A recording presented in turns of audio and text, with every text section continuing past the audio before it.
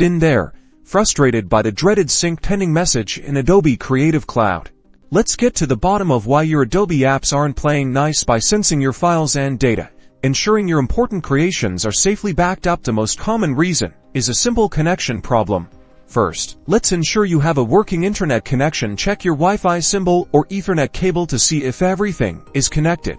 After you check your connection, we'll make sure you're properly signed in. Open the Creative Cloud desktop app and click on your profile icon located in the upper right corner. Double check that you are logged in and that your account details are correct.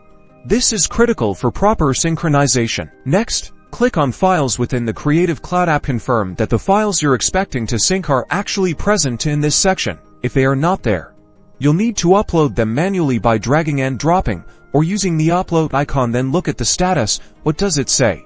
Sync pending or something similar. Your cloud storage can also cause sync problems. Check if you have enough space to sync your files by taking a look at the bottom section of the CC app. Have you reached your storage limit?